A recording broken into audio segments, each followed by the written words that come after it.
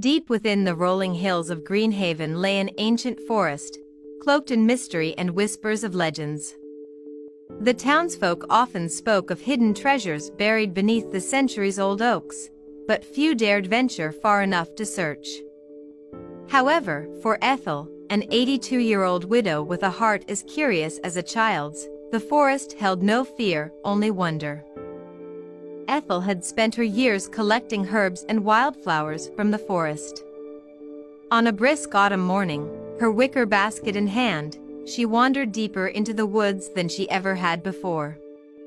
The air was crisp, and the ground crunched beneath her boots as golden leaves fluttered down around her like tiny fragments of sunlight.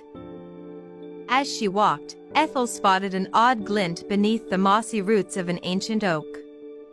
Kneeling down, she brushed away the earth with her fingers. What she uncovered made her gasp, a coin, round and golden, its surface etched with unfamiliar symbols. Her heart raced as she dug further, uncovering one coin after another. They were heavy, cold to the touch, and impossibly pristine despite their obvious age. As the coins piled up, she realized they filled a small, rotting leather pouch. Ethel sat back on her heels, her mind racing.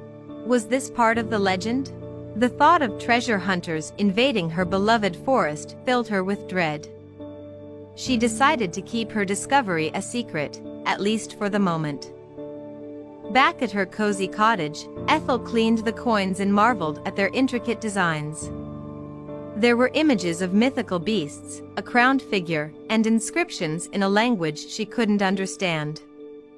She wrapped the coins carefully in linen and placed them in an old biscuit tin under her bed. But the coins were not content to remain hidden. That night, Ethel dreamed vividly of the forest. She saw the oak tree glowing faintly, the coins whispering as though alive. They spoke of a forgotten kingdom and a debt that must be repaid. The next morning, Ethel returned to the forest. This time, she brought the coins with her, determined to learn their story. As she approached the oak tree, a strange warmth spread through her chest, and the forest seemed to hum with life. She laid the coins at the base of the tree and whispered, "I don't know your story, but I'll do what's right." To her astonishment, the ground beneath her feet began to shift. A soft light enveloped the tree, and the faint outline of a figure appeared, a woman, regal and ethereal, with a crown made of leaves and stars. "Thank you," the figure said, her voice like the rustle of wind through the leaves. "These were stolen from my people long ago. Your kindness has restored what was lost." The figure raised her hand, and the coins dissolved into the earth.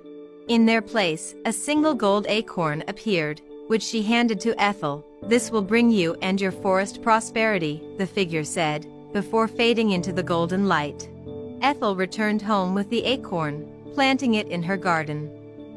In time, a mighty oak grew, bearing not just leaves, but golden blossoms that shimmered like the coins she'd found.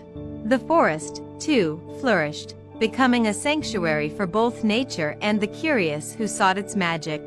Ethel never told anyone the full story of her discovery, but her garden became the pride of Greenhaven, and the forest remained a place of wonder.